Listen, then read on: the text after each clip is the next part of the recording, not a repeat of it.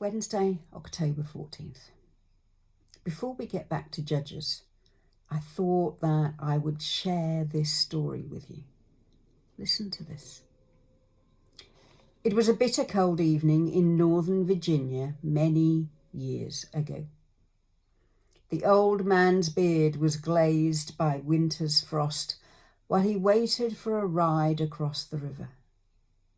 The wait seemed endless. His body became numb and stiff from the frigid north wind. He heard the faint, steady rhythm of approaching hooves galloping along the frozen path. Anxiously he watched as several horsemen rounded the bend. He let the first one pass by without an effort to get his attention, then another, and then another. Finally, the last rider neared the spot where the old man sat like a snow statue.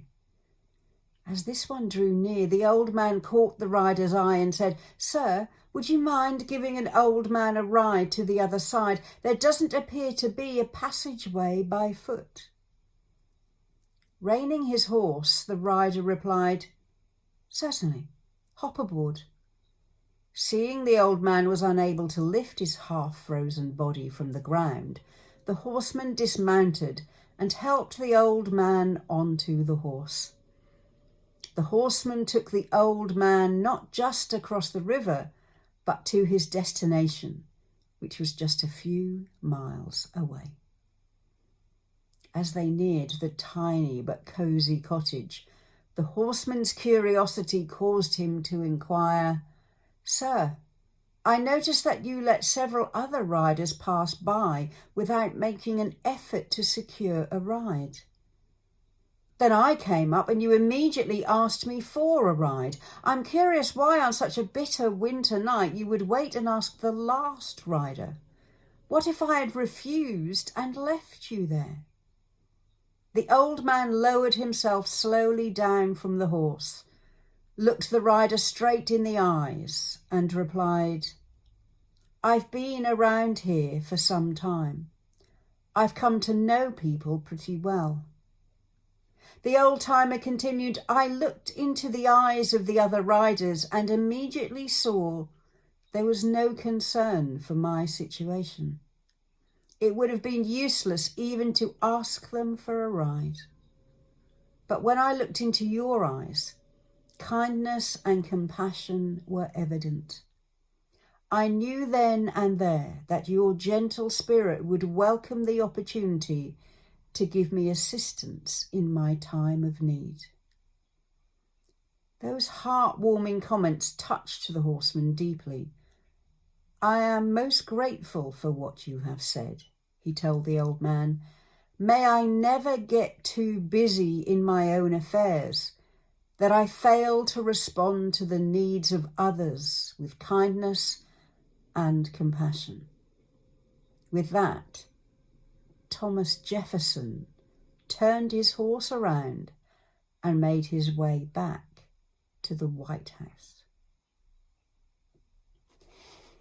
In these days of mask wearing, it's very difficult to even get an expression across.